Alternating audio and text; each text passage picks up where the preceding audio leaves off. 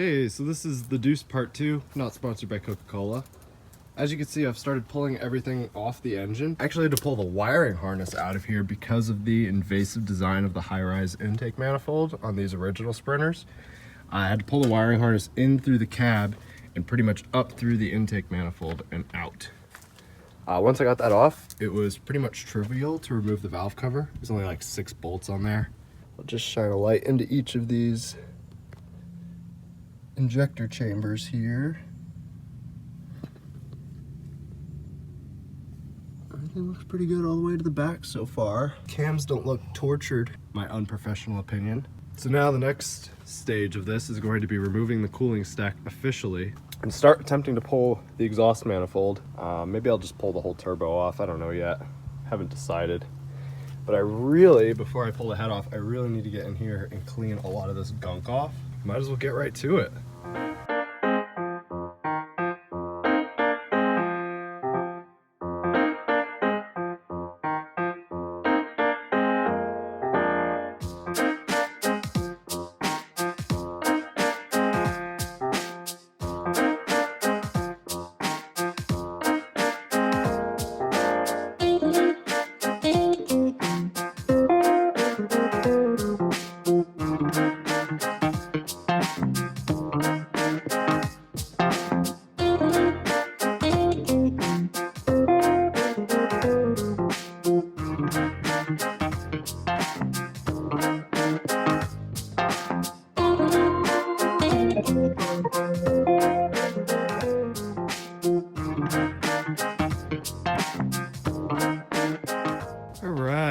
I'm at a point here. I just removed the entire cooling stack.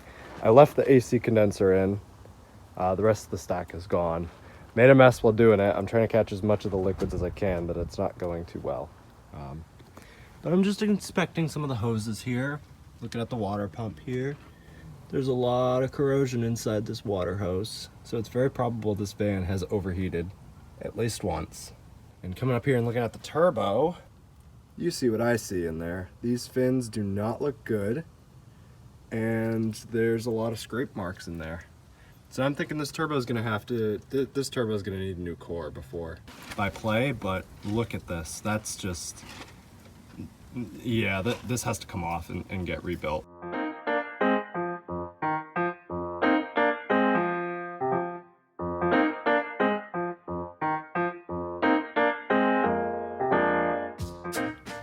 Okay, so now it's time for the educational bit.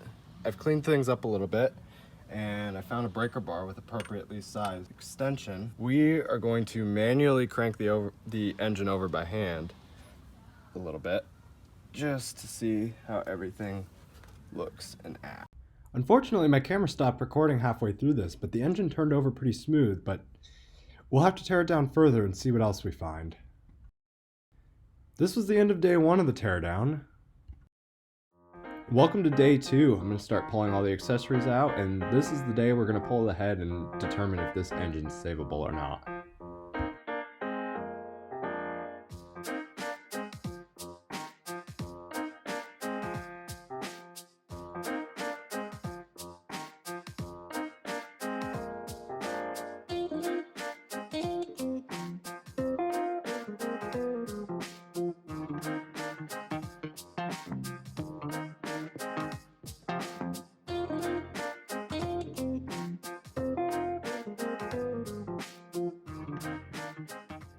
Welcome back to the audio stream.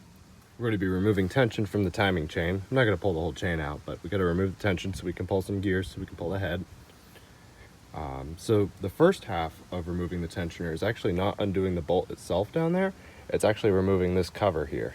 So you want to remove this first so you can spot the timing marks inside so that you have piston 1 at top dead center before you pull the tension off. I've got here my T40 bit, although these bolts may vary from model to model. I believe I had E-bolts on mine. And these should not be very tight in. So you want to make sure that you don't put them back very tight at all, because these are going into the aluminum head.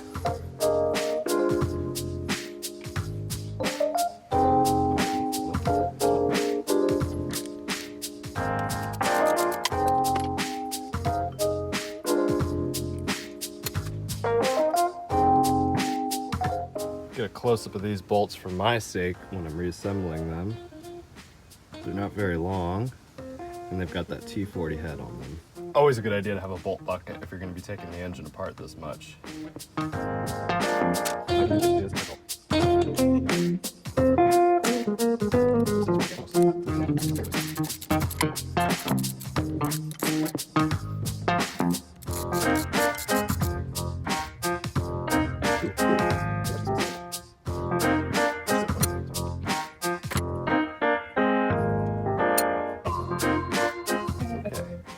So I'm just going to very gently pop a screwdriver. Half the fun is trying to figure out where you want to go in with it. So, I don't know if I'd call it fun. In my case, there's way too much gasket seal on it. Okay, so once you give it a little bit of a gentle persuasion there and it starts to come off from one side, it should do the same on the other side.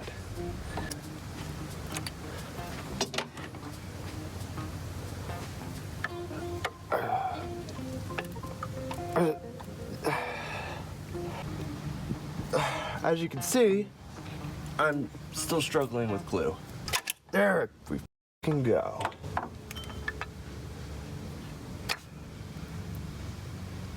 I was under the impression the plastic piece was supposed to come with it. But here you go. That's our timing cover. But right now, both of our timing marks are at the top right now. You can see this one really well where the X is. This one's a little harder to see. It's actually in a tiny little dot on the gear itself.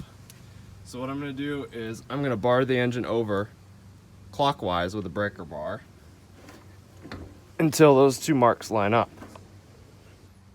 So you want to do this in very small increments. You can see I am almost there, but not quite. Now the two marks are touching.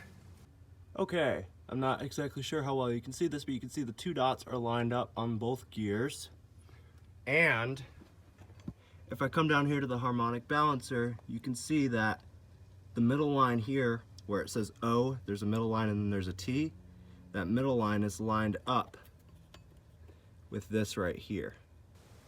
Okay, so now I'm going to release the tension from the timing chain. I've got a 22mm socket on the tensioner right here, and this is just a bolt that you're going to have to bolt all the way out.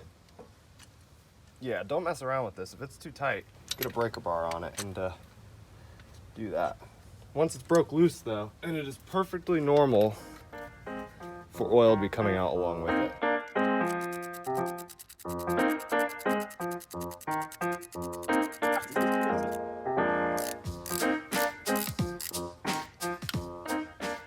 And once I pull this bolt out, you can already see the chain has lost some of its tension there. And boom, this is not just any ordinary bolt, folks. I mean, this is pretty special, so you don't want to strip this or break this or anything. So the next thing I'm going to do is use a breaker bar to remove this bolt right here. Now, before you actually do this, you want to feel in here before you pull this bolt, you want to feel in here and make sure that there's not a lot of play and movement in here. If there's a lot of play and movement in here, it can actually cause a diesel knocking sound. So, once again, breaker bar just to be safe. And then I'll just go ahead and pull this E12. Nice. Another nice long bolt. Another special bolt. Another reason you don't want to strip it. And that is an E12 bolt. As you can see, I've got some wire ready off the side, but I am going to pull the T40 bolts out of this. And these are more bolts that you do not want to over tighten.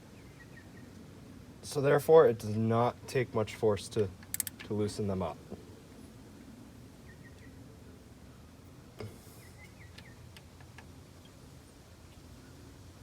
And you just want to be really gentle with them. I started pulling these bolts out. They were not in there very tight. You can see how short they are. You do not want to mix these up and put the wrong ones in. But anyway, that's a T40 bit to remove them. They really were not in there tight. It did not take much force for me to do that. I did not need a breaker bar. Just start pulling these out one at a time. Once they're off, the gear should just wiggle off. Yep, just gently wiggle it back and forth and the gear pops off. I'm gonna pull this plastic tensioner piece off.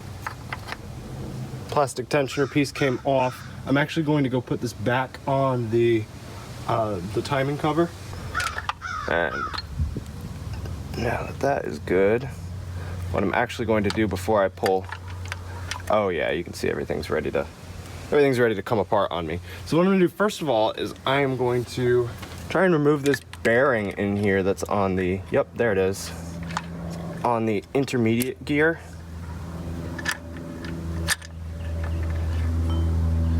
Boom, like that. It's okay for this gear to fall just a little bit.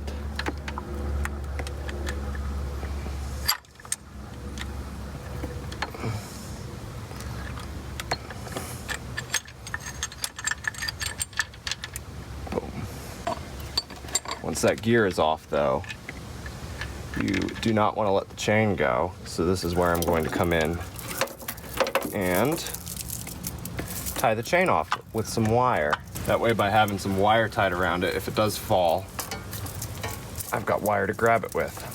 You can actually see the two camshafts here. So now what we're going to do, we're going to use an E10 socket to remove all these. As you can see, they are not in there very tight at all. I mean, they're going into an aluminum head, so you definitely don't want to strip these out or anything. So I'm just gonna come in here and remove all of these, and then we'll talk about taking them out and what to do with them later. Okay, I'm holding the camera one-handed because I need to draw your attention to something before we go any further. So on each of these cam holders, you'll see there's an E3, and there's also an A3. If you come to the front, there's E1, A1 right there. And you want to make sure you know where they came from, and you want to make sure you know the order. So A is on the left side of the engine, the exhaust side of the engine, believe it or not. E is on the right side of the engine, the intake side. And that's because this is a Mercedes engine, so it's German. The E side is a German word for intake, and the A side, the exhaust side here, is a German word for exhaust. So just remember, A side, E side, A side, E side. 1 is all the way in the front, and I believe it goes all the way back to 6. Yep, 6. 6 goes all the way in the back. And these bolts, as you can see, they are ridiculously long, and you do not want to strip these at all. So got them all ready, so I'm just going to start pulling these arms out and making sure that I put them in the order that I took them out.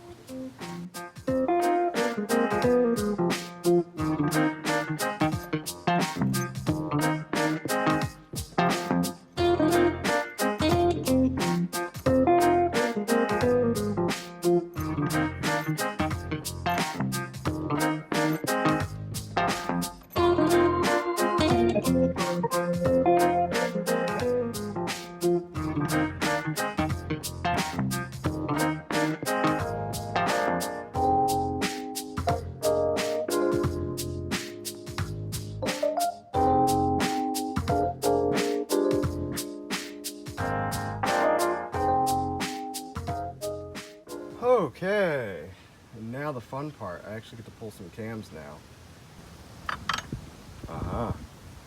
Alright, so this is the intake cam, and then this is the exhaust cam here. And it's always easy to know the exhaust cam because it's got the vacuum pump drive gear on it. Okay, and then after that, you should be all set to remove the holder. Yep, I feel it coming out.